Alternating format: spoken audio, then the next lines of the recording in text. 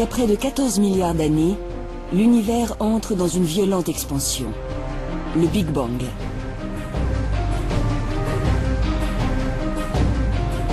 Le temps, l'espace, la matière et l'énergie surgissent du néant.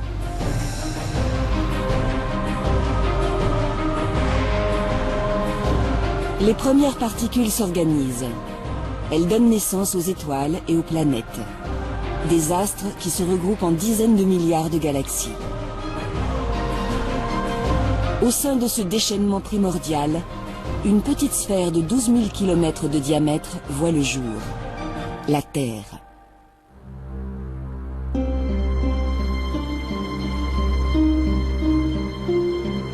Elle tourne à 150 millions de kilomètres de son étoile. Juste la bonne distance pour qu'il ne fasse ni trop chaud, ni trop froid. Ici, la vie trouve des conditions favorables pour se développer. En 4 milliards d'années, les océans, les terres et le ciel ont été colonisés. L'homme apparaît il y a seulement quelques millions d'années. Son intelligence lui a permis de s'adapter rapidement au monde qui l'entourait et petit à petit, il a assis son emprise sur la planète entière. Aujourd'hui, nous sommes plus de 7 milliards. Nous construisons toujours plus haut, nous voyageons toujours plus vite et nous communiquons instantanément partout à travers le globe. Nous maîtrisons la matière, l'énergie et même les mystères de la vie. Pourtant, nous restons bien vulnérables face à la puissance de la nature. Par hasard, une succession d'événements a abouti au monde tel que nous le connaissons.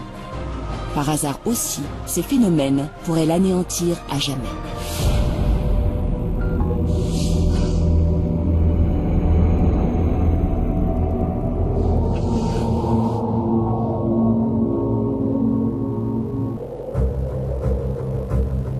Depuis toujours, l'homme regarde vers l'avenir avec angoisse et incertitude.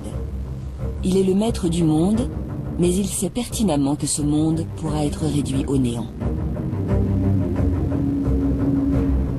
Au fil de l'histoire, des récits et des sciences, il a pris conscience de sa mortalité et de celle de son espèce. Les dinosaures, les grands mammifères, Néandertal, tous ont succombé. Ce qui préoccupe l'humanité n'est pas de savoir si elle disparaîtra, mais plutôt quand et comment elle disparaîtra. Depuis que la Terre existe, et surtout depuis que l'homme arpente la Terre, il s'interroge sur son avenir. Il s'interroge sur son avenir et à défaut de l'imaginer, il le détruit. L'historien Luc Mary a longtemps étudié cette crainte du futur. Depuis la chute de l'Empire romain, il a recensé 183 prophéties annonçant la fin du monde. Des prédictions apocalyptiques qui prennent leur source dans les craintes du présent. Une brusque montée des eaux en mer Noire il y a 7500 ans aurait donné lieu au récit du déluge. La grande peste qui décime l'Europe au XIVe siècle relance l'annonce d'un jugement dernier. Pour Luc Mary, ces présages révèlent et cristallisent toutes les peurs de l'humanité. Surtout 3 peurs.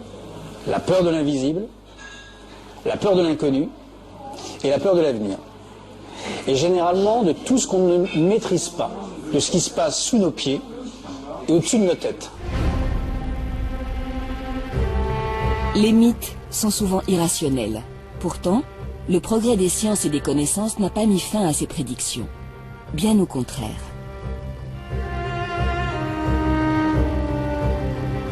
Les scientifiques nous ont appris que tout ce qui existe dans la nature est périssable. Et nous ont appris aussi que l'environnement terrestre est hostile. Donc les scientifiques ont rejoint quelque peu les religieux en disant que oui, en effet, on peut envisager une fin. Au-delà des croyances, la fin du monde serait bel et bien prévue par les scientifiques. Alors qu'en est-il vraiment ? Quel malheur risque de s'abattre sur nous ? La première menace pourrait bien venir du ciel. Méconnue et inaccessible, il fut la scène privilégiée des prophéties au cours de l'histoire. On pensait que le ciel était intangible, que les astres étaient immuables. Alors dès qu'on voyait quelque chose bouger, on se demandait ce que ça voulait dire. Une nouvelle étoile dans le ciel, c'était l'annonce d'une future catastrophe. Au centre du ciel, le soleil radieux était honoré par les civilisations anciennes, il était observé, ses mouvements étaient répertoriés dans les premiers calendriers. Mais ses secrets demeuraient encore impénétrables. Le soleil, à ce moment-là, fascinait complètement toutes les religions, enfin de la religion des Mayas aux Égyptiens en passant par les Romains. Les Romains, par exemple, consacraient un jour au soleil, c'était le 25 décembre. Le 25 décembre, c'était le Sol Invictus, le jour du Sol Invictus, du soleil invaincu. Le soleil aussi, chez les Mayas, on lui offrait des sacrifices humains, qui plus est, pour mieux régénérer le soleil, avec le sang des victimes des sacrifices. Et ce soleil, donc, a complètement fasciné, à défaut de le comprendre, on l'a vénéré. Ces croyances ont beau avoir disparu, le soleil continue de dominer nos vies, beaucoup plus qu'on ne peut l'imaginer.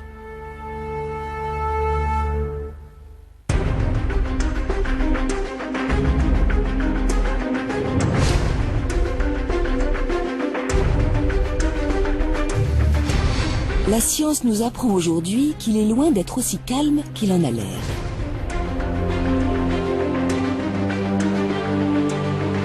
Gigantesque boule de gaz 1 million de fois plus grosse que la Terre, le Soleil subit en effet des phénomènes d'une violence extrême.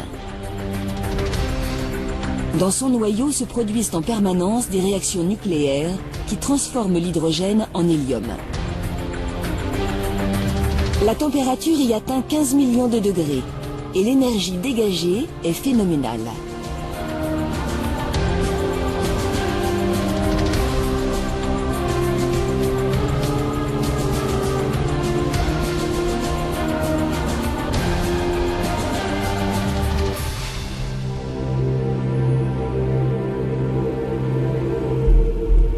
Ce bouillonnement incessant peut être troublé par des événements encore plus puissants, les éruptions solaires.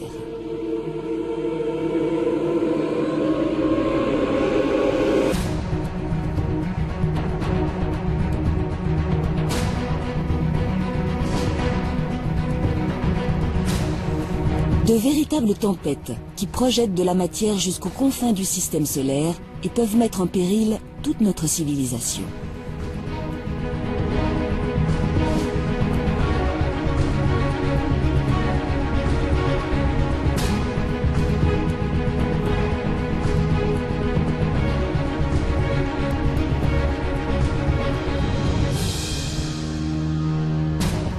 En Belgique, l'Agence spatiale européenne a donc placé notre étoile sous très haute surveillance.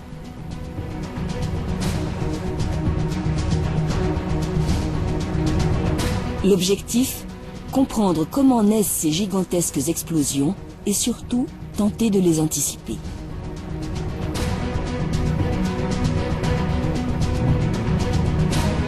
Au sol, des télescopes scrutent l'activité du Soleil à l'affût du moindre sursaut. Plus haut, dans l'espace, là où l'atmosphère n'embarrasse plus les instruments, des satellites détectent, filment et enregistrent chacune de ces irrégularités, 24 heures sur 24. Juha-Pekka Luntama dirige ce vaste programme, baptisé Space Weather. Il y a des anomalies magnétiques à la surface du Soleil. Le champ magnétique du Soleil est tordu à certains endroits qu'on appelle des taches solaires. Ces régions sombres à la surface du Soleil.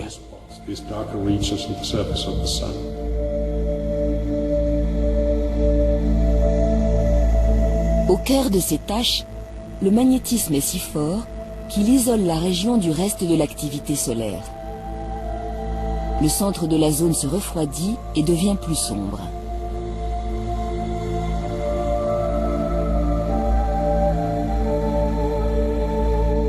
Certaines taches mesurent 10 fois le diamètre de la Terre, et c'est autour d'elles que les éruptions semblent prendre naissance. Le champ magnétique se déforme et se tord sur lui-même, créant des arches de matière gazeuse, des filaments qui peuvent se rompre à tout moment.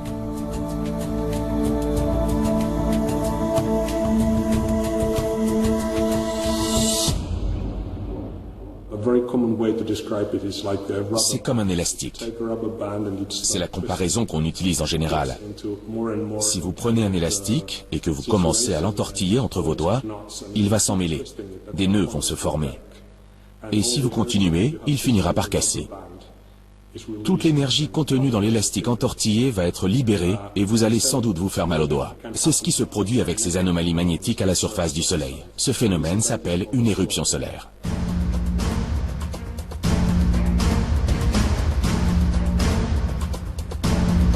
L'énergie retenue par le champ magnétique est relâchée d'un coup.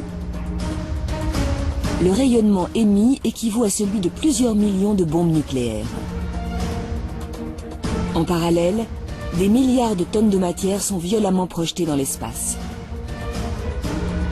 Lorsqu'une telle éruption se produit en direction de la Terre, cette matière solaire fonce vers nous à une vitesse prodigieuse, plusieurs millions de kilomètres/heure.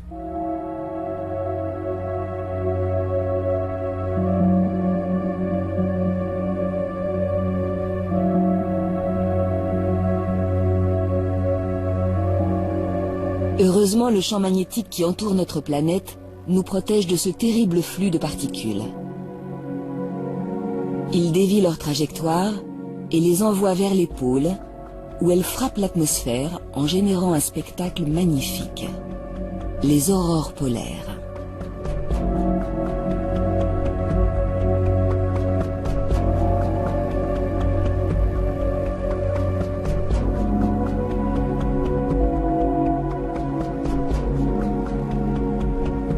Mais des tempêtes solaires particulièrement violentes peuvent avoir d'autres conséquences, bien plus dévastatrices.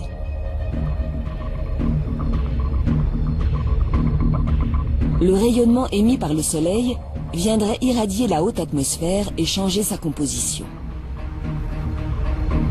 Les signaux émis par les satellites seraient perturbés, et parfois même totalement rompus.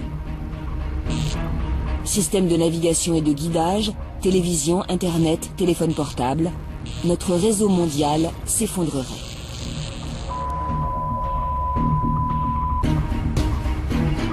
Et ce n'est pas tout.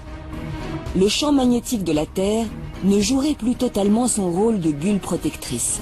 En le percutant, les particules solaires interagissent avec lui et génèrent des courants électriques. Elles provoquent des orages magnétiques. Certains animaux vont remarquer ces tempêtes, notamment les oiseaux qui s'appuient sur le champ magnétique de la Terre pour leur migration.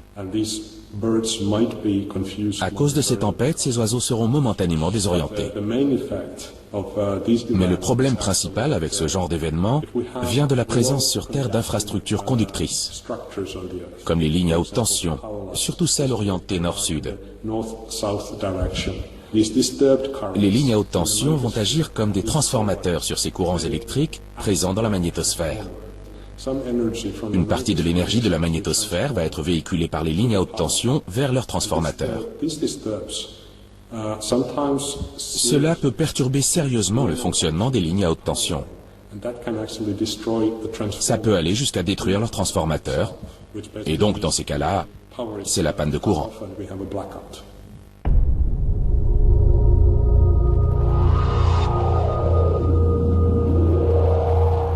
Déjà, en 1989, une importante éruption solaire a provoqué une coupure totale d'électricité au Québec, plongeant la région entière dans le noir. En 2003, le scénario s'est reproduit en Europe du Nord. Mais la tempête solaire la plus grave remonterait à 1859. Cette année-là, des aurores polaires sont visibles jusqu'à Cuba. L'orage magnétique associé aurait touché la quasi-totalité du globe, mettant les réseaux télégraphiques hors service. Si un tel événement se reproduisait aujourd'hui, le monde entier serait paralysé. Transport, télécommunications, éclairage, plus rien ne fonctionnerait. L'humanité devrait réapprendre à vivre sans électricité.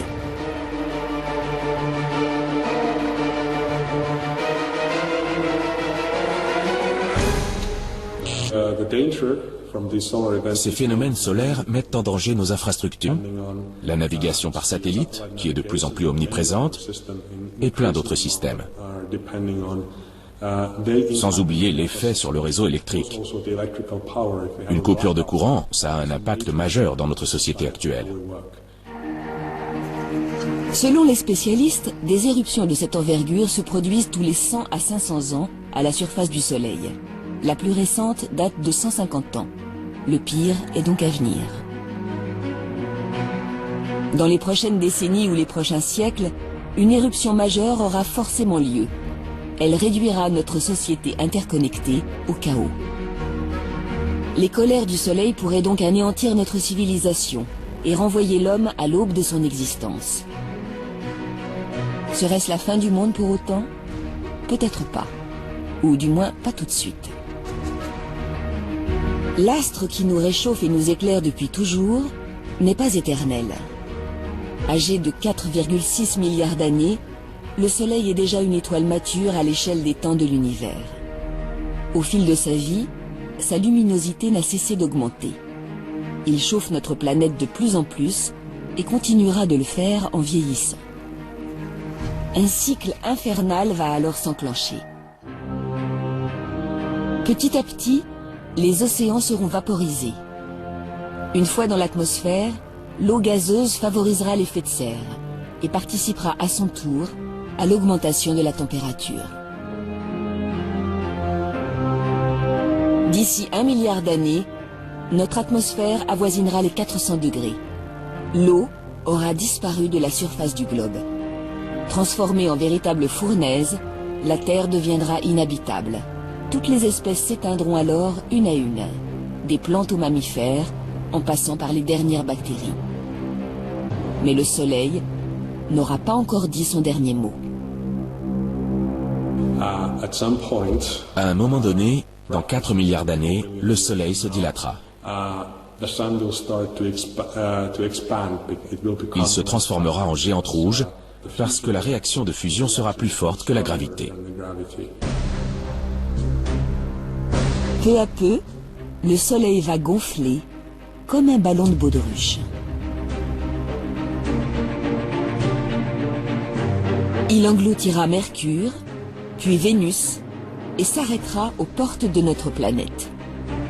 La température à la surface du globe se comptera alors en milliers de degrés, et la Terre finira par s'évaporer.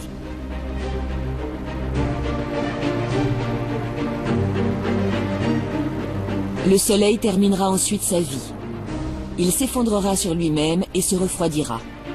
La géante rouge deviendra naine noire, une étoile morte. La fin du monde aura donc bien lieu.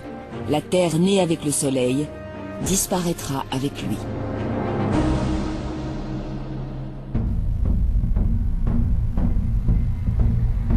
L'Apocalypse viendra du ciel.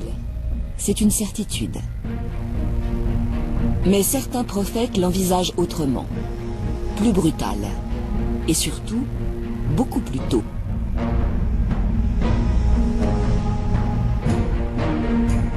Dans le livre du Nouveau Testament, Saint Jean décrivait déjà des cataclysmes soudains.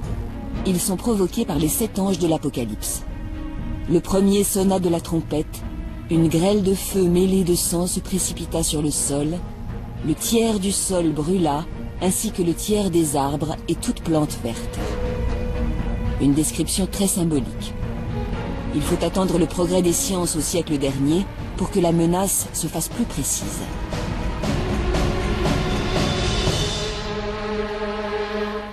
Au début du XXe siècle, il y a une fin du monde qui a été presque aussi médiatisée que celle de 2012. C'est celle du 18 mai 1910. Et cette fin du monde a été annoncée par un grand scientifique répondant au nom de Camille Flammarion. Un astronome, s'il vous plaît. Camille Flammarion parle de la comète de Halley. Cette année-là, il nous dit la comète contient dans sa queue un gaz, le cyanogène, qui peut asphyxier la moitié de la Terre. Et finalement, la comète en question, elle est passée très loin de la Terre, elle était à peine visible à l'œil nu. Mais ça a été une peur panique dans le monde entier.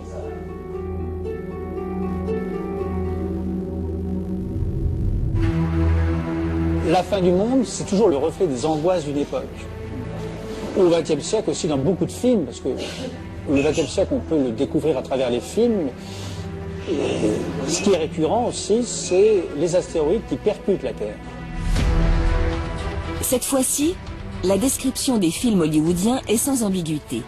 Un bloc rocheux de plusieurs millions de tonnes fonce à travers l'espace et percute la Terre de plein fouet. Voilà le scénario qui pourrait sonner le glas de la vie sur Terre. Un scénario tout à fait envisageable si l'on en croit les spécialistes. Notre communauté scientifique étudie les astéroïdes depuis des centaines d'années. Il y a 30 ans environ, certains ont découvert qu'on ne pouvait pas écarter la menace d'une collision entre un astéroïde et la Terre.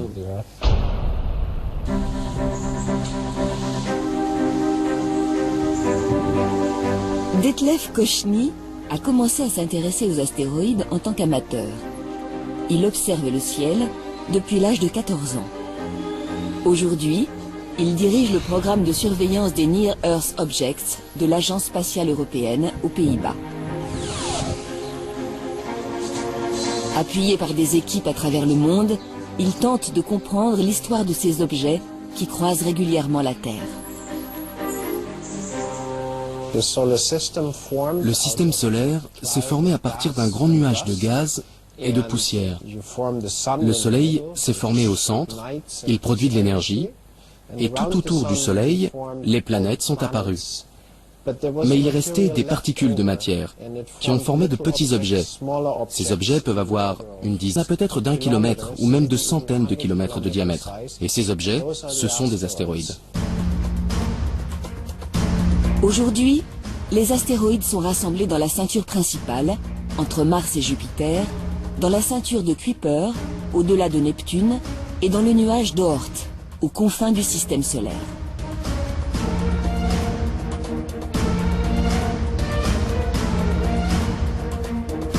Mais ils ne restent pas toujours sagement regroupés dans ces zones. Certains sont parfois éjectés de leur orbite lors de violentes collisions. Ils errent alors dans le système solaire à quelques dizaines de milliers de kilomètres/heure et peuvent croiser l'orbite de la Terre à tout moment.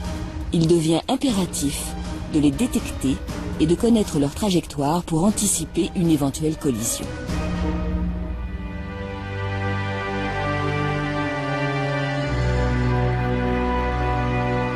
Couplés avec une caméra, des télescopes du monde entier scannent le ciel étoilé, à l'affût de la moindre menace.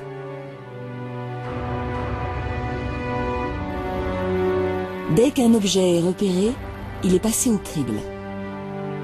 L'imagerie infrarouge permet de déterminer sa chaleur et sa masse.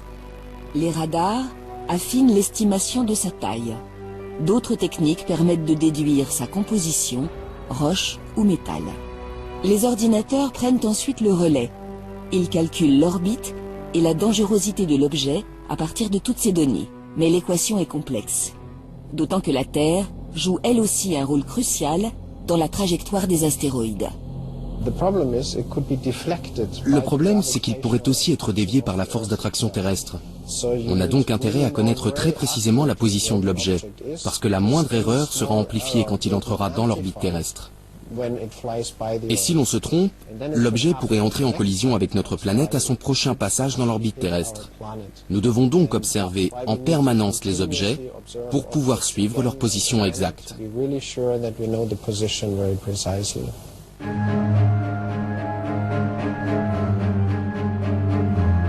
Malgré les calculs très précis des astrophysiciens, certains astéroïdes jouent des tours à la communauté scientifique. Ce fut le cas d'Apophis, qui défraya la chronique lors de sa découverte. Apophis a été découvert en 2004, juste avant Noël. Au départ, selon toute probabilité, il devait heurter la Terre en 2029. Mais en l'observant sur une longue durée, on a conclu que cette probabilité était bien moins grande que ce que l'on pensait, qu'elle était même très faible. Néanmoins, on s'est aussi aperçu que lorsqu'il croisera l'orbite terrestre en 2029, il passera à une distance telle qu'un impact n'est pas exclu à son prochain passage.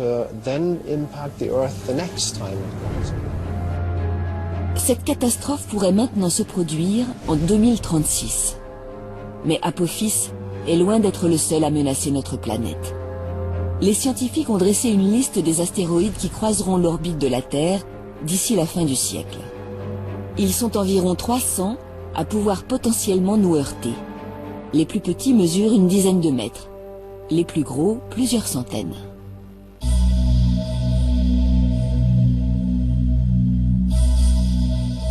« 2010 AU-118, 894 mètres de diamètre et une chance sur 60 millions de nous percuter.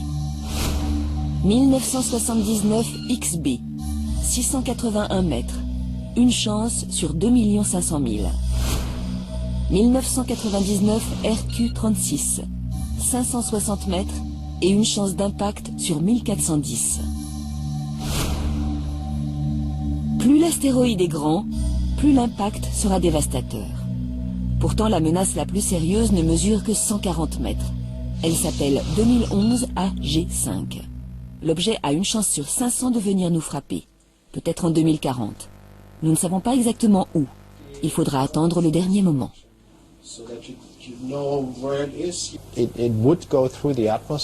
Il traverserait l'atmosphère, heurterait le sol et laisserait un cratère. Étant donné sa taille, les dégâts pourraient être régionaux, voire plus importants. Des dégâts régionaux, ça signifie qu'il serait capable de détruire une grande ville s'il tombait dessus. Et si c'est plus, il pourrait aller jusqu'à rayer de la carte un pays entier. 2011 AG5 n'est pas le plus gros astéroïde détecté par les astronomes. C'est surtout avec lui que l'impact est le plus probable. Mais la liste de 300 est loin d'être exhaustive. Les plus petits astéroïdes, ceux qui mesurent à peine quelques dizaines de mètres, sont extrêmement difficiles à détecter. Ils sont aussi beaucoup plus nombreux.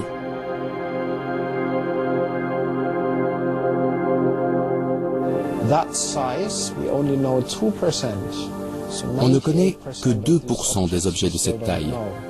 Il en reste donc 98% que nous ne connaissons pas. C'est pourquoi nous avons besoin de toujours plus de télescopes pour pouvoir découvrir ces objets. 2%, ce n'est pas beaucoup. Moins d'un 20e de ces objets ont été détectés. Et pourtant, s'ils ne détruiraient pas un pays entier comme leurs confrères, ils pourraient tout de même raser une grande ville. Les scientifiques continuent leurs recherches et les menaces ne manquent pas. Un astéroïde, connu ou non, pourrait très bien nous foncer dessus avant la fin du siècle. Sans parler de fin du monde, les dégâts seraient considérables. Des millions de personnes succomberaient. Face à ce risque, les chercheurs envisagent tous les moyens d'éviter la catastrophe. Si l'objet est relativement petit, c'est très simple. Vous évacuez la zone de l'impact. Mais encore faut-il connaître précisément cette zone d'impact. Dans le doute, il vaut mieux évacuer un périmètre plus large. S'il s'agit d'un objet de plus grande taille, capable de détruire tout un pays, là, il n'est pas réaliste de penser qu'on va pouvoir évacuer la zone. Les scientifiques travaillent alors sur des missions visant à dévier les astéroïdes de leur trajectoire. Une des plus abouties projette d'envoyer un satellite très lourd contre l'objet. Une simple impulsion. Le choc va être très léger dans la mesure où la masse de l'astéroïde est nettement supérieure à celle d'un satellite. Mais si vous le faites suffisamment à l'avance, avant qu'il n'arrive à proximité de la Terre, cela peut suffire à dévier sa trajectoire.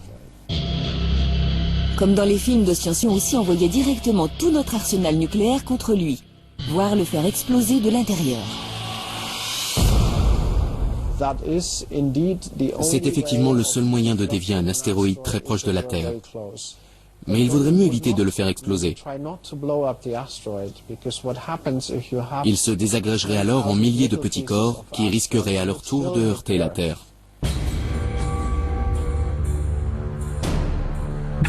Nous ferions donc exploser les têtes nucléaires juste à côté de l'astéroïde. L'énergie déployée permettraient peut-être de le dévier suffisamment, même au dernier moment. Ces solutions sauveraient un pays entier de la catastrophe, à condition de voir la menace venir. Cependant, il existe des astéroïdes contre lesquels nous ne pourrions rien faire. Ceux qui pourraient réellement provoquer la fin du monde tel que nous le connaissons. Ils mesurent plusieurs kilomètres de diamètre. Heureusement pour nous, leur taille les rend facilement détectables et les scientifiques estiment en connaître la quasi-totalité. Aucun d'eux ne compte nous croiser d'ici la fin du siècle. Nous serions tranquilles pour des centaines de millions d'années. Pourtant, un tel cataclysme s'est déjà produit. Il serait même à l'origine de la fin des dinosaures. Vincent Courtillot est géophysicien et spécialiste des grandes extinctions d'espèces. On pense qu'un astéroïde de 10 km de diamètre est tombé sur la Terre, quelque part au Yucatan, au Mexique, il y a 65 millions d'années. Ce choc aurait provoqué un cratère de plus de 100 km de diamètre, de 40 km de profondeur au moment de l'impact. Il aurait vaporisé de la matière de la croûte qui avait été impactée par l'astéroïde. Il aurait projeté dans l'atmosphère des particules chaudes, des gaz, du gaz carbonique, du gaz sulfureux, des pluies acides, tout un tas de catastrophes qui auraient gravement affecté la vie. Ce sont les 2/3 de toutes les espèces vivant à la surface de la Terre à cette période-là qui ont disparu en une période qui est de l'ordre, pour le géologue, du million d'années. Une crise d'extinction massive. Une hécatombe planétaire. Mais pour beaucoup de scientifiques, l'impact d'astéroïdes ne suffit pas à lui seul à expliquer un tel cataclysme.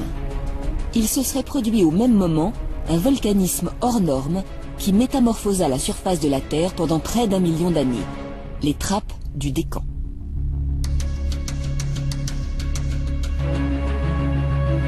À 2900 km sous nos pieds, à la frontière entre le manteau de roche de la Terre et son noyau de fer liquide, de la chaleur s'est accumulée. Le noyau a chauffé le manteau et la matière est devenue plus légère, moins visqueuse. Une bulle de matière en fusion s'est formée. Un panache qui est remonté lentement, centimètre après centimètre. Des millions de kilomètres cubes de matière volcanique arrivent maintenant sous la croûte terrestre, à quelques centaines de kilomètres sous nos pieds. La croûte est chauffée et le panache finit par la fissurer. Des coulées de lave gigantesques jaillissent du sol. Le panache se vide à la surface par à coup. À chaque coulée, c'est plus de 10 000 km3 de magma qui se répandent. Cette matière volcanique s'accompagne d'émissions de gaz considérables et d'éjections de poussière qui viennent envahir l'atmosphère. Alors, est-ce que ça ne serait pas le gaz de ces volcans qui aurait empuanti l'atmosphère, empoisonné l'atmosphère et conduit aux extinctions d'espèces? Un tel chaos est difficile à imaginer.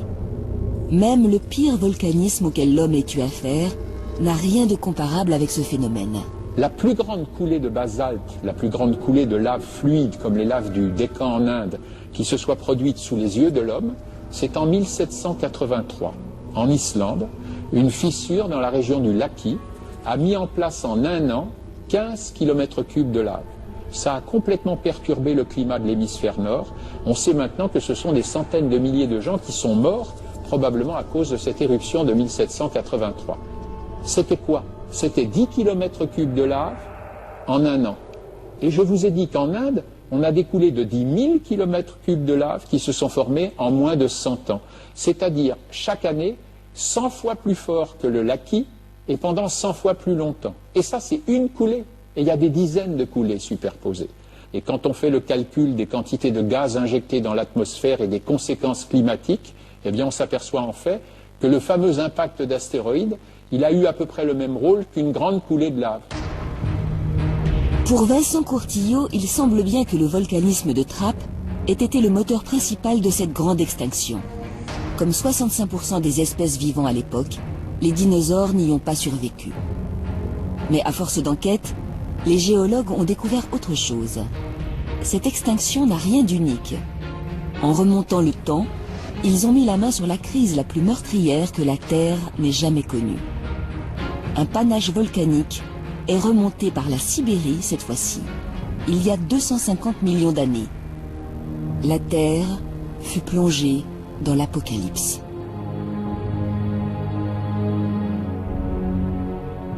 On pense par des calculs statistiques que c'est 99% de tout ce qui vivait sur Terre qui a disparu en moins d'1 million d'années. Et vous voyez qu'on peut parler là, pour la biosphère, d'une quasi-fin du monde, puisqu'on est passé à 1% de la disparition de la vie sur Terre. Donc, il y a 250 millions d'années, on est passé à un cheveu d'une vraie fin du monde, et 5 ou 6 fois dans l'histoire géologique des 500 derniers millions d'années, il s'est produit une crise de ce type. Les trappes ont donc régulièrement sonné la fin d'un monde. Et cela se reproduira, forcément. C'est un phénomène inhérent à l'activité de la Terre. Les continents dérivent, les montagnes se créent et les volcans grondent. On a vu qu'en moyenne, il y a une éruption de ce type tous les 30 millions d'années. La dernière fois qu'il y a eu une grande éruption de ce type, c'est en Éthiopie, il y a 30 millions d'années. Alors si je vous dis, la dernière était il y a 30 millions d'années, la prochaine c'est maintenant. Mais c'est maintenant à l'échelle du million d'années, et en sachant que quelquefois ça peut être 10 ou 100 millions d'années entre deux éruptions. Que sommes-nous face aux millions d'années? Face à un ciel assombri par les gaz et les poussières volcaniques. Ces phénomènes nous dépassent. Mais même à notre dimension, la nature sait se montrer violente.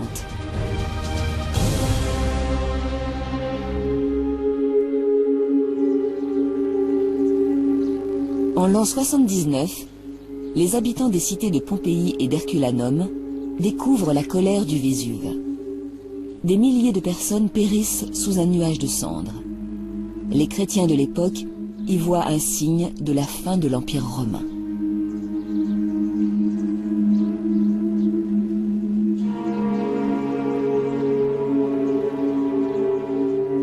Aujourd'hui, la ville de Naples compte plus de 2 millions d'habitants, au pied du Vésuve. Le volcan est peut-être endormi depuis 1945, mais il peut se réveiller à tout moment.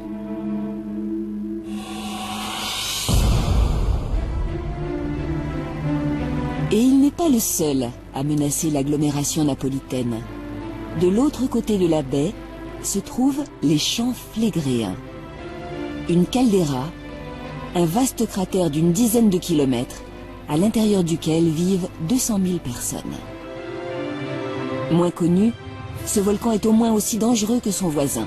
Il y a 35 000 ans, il démontra son potentiel destructeur en éjectant plus de 150 km3 de matière volcanique, 50 fois plus que le Vésuve lors de la destruction de Pompéi. Depuis 500 ans, les scientifiques croyaient les champs Phlegréens plus sages. Mais il y a 30 ans, le sol est remonté de plus de 3 mètres. Ce mouvement s'est accompagné d'une dizaine de milliers de séismes en l'espace de seulement 2 ans. Aldo Zollo, sismologue, a mené l'enquête. Si on regarde la composition des gaz qui sont émis ici, ils ont une origine profonde et une origine liée à la présence d'un magma. Donc on parle d'une couche de magma, un magma seal, à une profondeur de 8-10 km, avec une épaisseur de l'ordre de 1 km, mais étalée sur plusieurs dizaines de kilomètres carrés, ça fait des quantités énormes en fait, de magma disponibles pour une éruption éventuelle. Finalement, là, on est dans quelque chose qu'on ne connaît pas encore très bien. Les habitants de Naples vivent à l'ombre de 2 monstres endormis. Nous ne comprenons toujours pas précisément les mécanismes de leurs éruptions. La ville doit donc les surveiller en permanence. Depuis 1841, Naples accueille le plus ancien observatoire de volcanologie, l'Osservatorio Vesuviano. L'observatoire a développé un réseau destiné à suivre les moindres mouvements des volcans au quotidien. On a bien sûr la sismologie, donc les réseaux sismiques pour détecter les sismes. On a les réseaux géodésiques à terre et spatial pour détecter les déformations. On a les réseaux de mesure des gaz, donc la géochimie, les températures. Et toutes ces données sont directement centralisées au centre de récolte de l'Osservatore Vesuviano.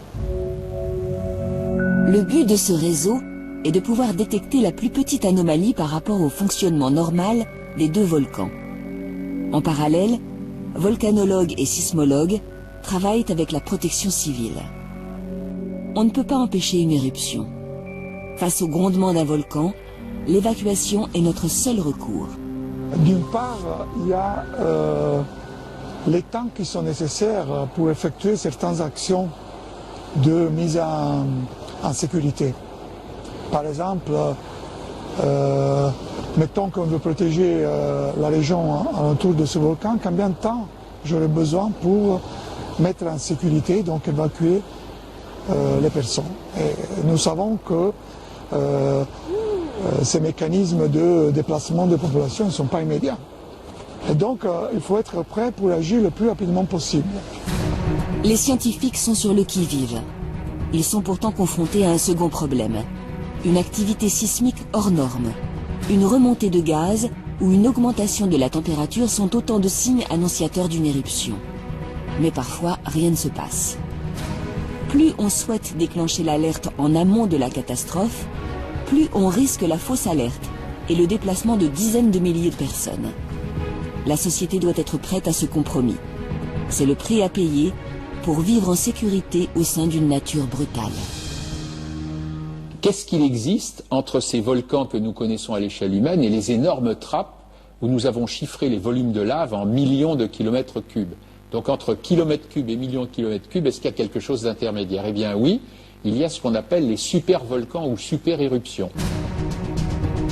On retrouve ces super-volcans un peu partout sur notre planète. Comme pour les champs flégréens de Naples, ils se présentent sous la forme de vastes cratères où la nature a repris ses droits. Yellowstone, aux États-Unis, est sans doute le plus connu d'entre eux. Un parc naturel calme et parfois jalonné de geysers. Mais cette activité hydrothermale trahit la présence d'un volcan. Ce que les géologues ont découvert, c'est dans toute cette région, sur des milliers de kilomètres carrés, des cendres volcaniques dont ils ont vu que le volume était en fait considérable et qu'ils ont daté en utilisant les isotopes, et ils se sont aperçus que ces éruptions avaient le même âge. Les scientifiques ne s'attendaient pas à cela. Toutes les cendres ne proviendraient que de 3 éruptions majeures. Elles auraient eu lieu dans les 2 derniers millions d'années. Les chambres magmatiques des volcans actuels que nous connaissons sont de l'ordre de quelques kilomètres cubes du volcan. Les chambres magmatiques des super-éruptions devaient faire quelques milliers de kilomètres cubes. Plus de 2000 km3 de magma éjectés en une seule éruption. 1 millier de fois plus que le Vésuve lors de la destruction de Pompéi. C'est quelque chose d'assez effrayant quand sans doute sur des centaines de kilomètres carrés, des fontaines de lave et des explosions et des effondrements de calderas se produisent en même temps. Mais on ne pense pas que ce soit vraiment des fins du monde. Pour le Yellowstone, c'est plus de la moitié des États-Unis qui seraient dévastés. Mais là encore, ces éruptions sont difficiles à prévoir. Nous ne pouvons pas les étudier à l'échelle des millénaires. Nous savons simplement que le Yellowstone est entré en éruption tous les 700 000 ans environ. La dernière date de 640 000 ans. Et la prochaine? Dans 1000 ans? 10 000 ans? Nos lointains descendants verront ce monstre à l'œuvre. Une vision apocalyptique sans doute, mais pas de fin du monde annoncée. Le mot apocalypse, ça veut dire révélation. On dévoile l'avenir. On dévoile l'avenir, c'est pas forcément la destruction, mais c'est une révélation sur les temps à venir. Donc ça peut très bien aussi être l'avènement d'un monde nouveau, plus juste. Astéroïdes, volcanisme, extinction de masse. Nous voyons ces événements comme des malheurs. Il s'agit pourtant des moteurs de la vie. L'histoire nous apprend qu'ils ont provoqué la fin d'un monde à plusieurs reprises. Mais ces cataclysmes laissent aussi le champ libre aux survivants. Il y a 65 millions d'années, les dinosaures ont disparu. D'autres espèces ont alors pu se développer très vite sur cette nouvelle terre, débarrassée de la concurrence. Ce fut le cas des mammifères. ces espèces se mettent à évoluer très vite après ces catastrophes et à remplir petit à petit toutes les niches écologiques qui ont été laissées vacantes. Donc chaque extinction est suivie d'une renaissance et d'une diversification qui fait qu'au bout d'un moment, la biodiversité devient plus forte qu'elle n'était avant la catastrophe précédente. Et si on regarde comment évolue la biodiversité depuis 500 millions d'années, on voit qu'elle évolue de façon irrégulière, elle grimpe rapidement, occupe les niches écologiques, elle est en partie vidée par une catastrophe, mais elle repart de plus belle et aujourd'hui, la biodiversité est plus haute qu'elle n'a jamais été. Une mort, puis une renaissance. L'homme est le fruit de cette histoire chaotique et nous avons su en tirer profit. Nous avons colonisé la planète entière. Nous avons développé des outils pour dompter le monde. En fin de compte, nous ne sommes plus si petits face à la nature. Du haut de ces 7 milliards d'individus, l'humanité joue un rôle décisif sur la planète. James Aronson est écologue. Il étudie ce rapport entre l'homme et la nature. Une relation qui a profondément changé depuis quelques siècles et qui marque une ère nouvelle. On appelle cette ère l'Anthropocène, savoir l'ère géologique dominée par l'homme, où l'homme est l'espèce dominante, non seulement de la Terre, mais aussi de la biosphère. Pour satisfaire nos besoins croissants, nous puisons toujours plus de richesses. 60 milliards de tonnes de ressources naturelles sont extraites tous les ans, 2 fois plus qu'il y a 30 ans. Les exploitations humaines se développent partout où elles le peuvent. Sans y prêter attention, nous épuisons les sols, nous polluons, nous détruisons des milieux et des habitats naturels. Une des conséquences immédiates est la chute alarmante de la biodiversité. 50 à 1000 fois plus d'extinction d'espèces que lors des processus naturels.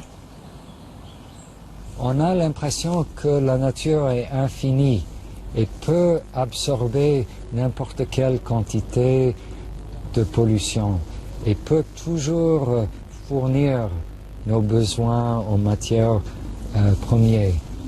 Mais on arrive à un moment dans l'Anthropocène où ce n'est plus le cas.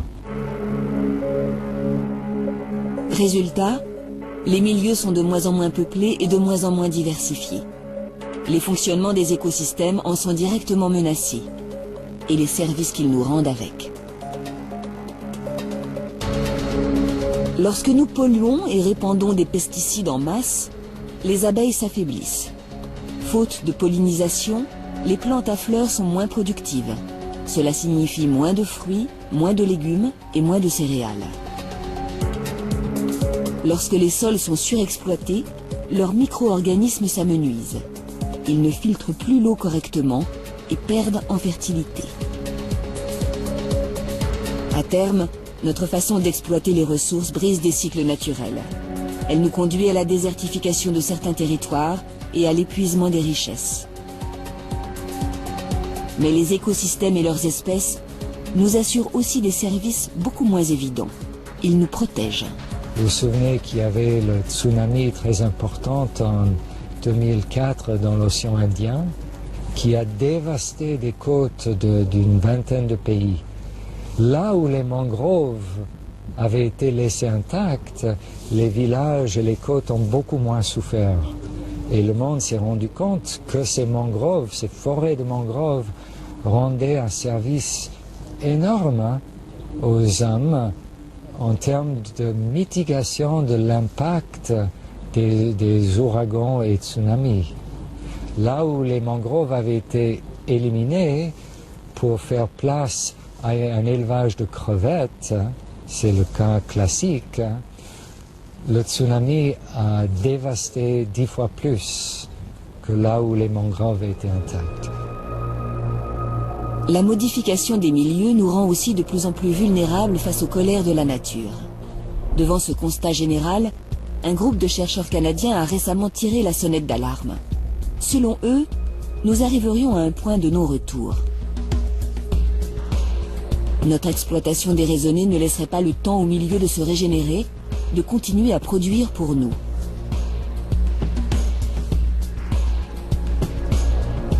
Il arrivera un jour où nous ne pourrons plus rien tirer de la nature, et il sera trop tard pour faire marche arrière. Sans ressources et sans protection naturelle, l'humanité sera affamée, assoiffée et démunie. Ces scientifiques prévoient le drame pour la fin du siècle, c'est-à-dire demain, à l'échelle des temps géologiques. Ce qui est sûr, c'est que nous sommes en train nous-mêmes de bouffer notre capital naturel et de vivre de ce capital. De ce fait, nous dégradons notre propre qualité de vie, notre capacité de réagir aux changements globaux et à notre bien-être, tout simplement. Si tout le monde vivait comme un Européen, aujourd'hui, tous les êtres vivants aujourd'hui, il nous faudrait 2 terres. Si tout le monde vivait comme les Américains moyens, il nous faudrait 3 terres. Changer de cap devient une nécessité. Nous nous sommes donné les moyens de dépasser la nature, il faut en être conscient. La recherche lance des pistes pour rétablir les milieux que nous avons surexploités et pour réétudier notre manière d'utiliser les richesses qu'il reste. James Aronson travaille à la restauration de ce capital naturel. En Méditerranée, des écologues tentent de repeupler les fonds marins. Dans certaines régions d'Afrique, l'agriculture est repensée. Un peu partout dans le monde, des projets fleurissent pour éviter que l'homme ne provoque à son tour la fin d'un monde, le sien.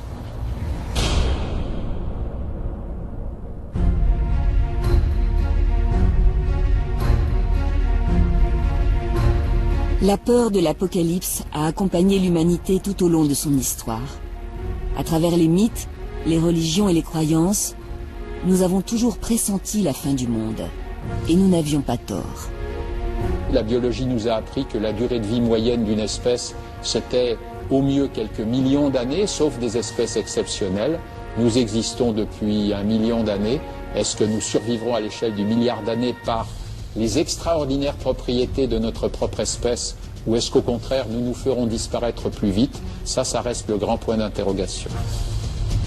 Notre génie et nos technologies nous permettent de connaître les menaces qui guettent et de maîtriser notre avenir. Les astrophysiciens pointent leurs télescopes vers le ciel, les géologues vers les entrailles de la Terre, et nous apprenons depuis quelques années qu'il est aussi nécessaire de les tourner vers notre espèce. Car la fin pourrait arriver plus rapidement que prévu. En serons-nous les témoins ?